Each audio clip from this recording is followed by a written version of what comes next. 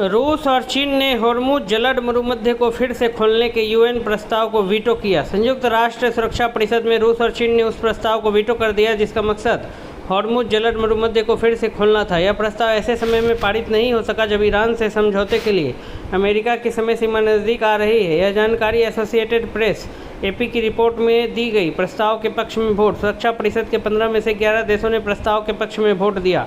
पाकिस्तान और कोलंबिया ने मतदान से दूरी बनाई। जरूरी 9 वोट मिल गए थे, फिर भी प्रस्ताव पारित नहीं हो पाया। रूस और चीन अस्थायी सदस्य हैं, उनके पास वीटो शक्ति है। इसी का इस्तेमाल कर प्रस्ताव को रोक दिया गया।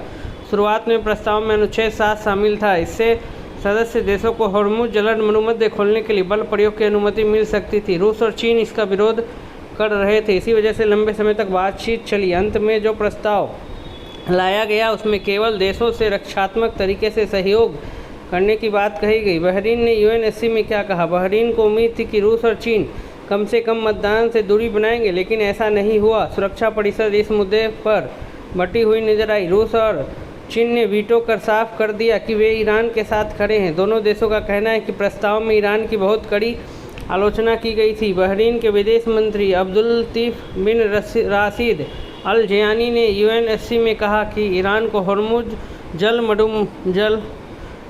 जलद मरुमध्य बंद करने का कोई अधिकार नहीं। उन्होंने कहा कि यह प्रस्ताव खाड़ी क्षेत्र के इस अहम जलमार्ग के गंभीर हालत को देखते हुए लाया गया है। दुनिया के तेल और गैस का करीब 1/5 हिस्सा इसी मार्ग से गुजरता है। क्या होता यूएनएससी में प्रस्ताव पारित होता? तो बता दें कि यह संदेहजनक है कि यदि यह प्रस्ताव पारित भी हो जाता तो भी 5वें सप्ताह में पहुंच चुके इस युद्ध पर इसका कोई प्रभाव पड़ता, क्योंकि रूस और चीन को वीटो करने से रोकने के लिए उन्हें मतदान से दूर रखने के उद्देश्य से इस प्रस्ताव को काफ़ी कमजोर कर दिया गया था।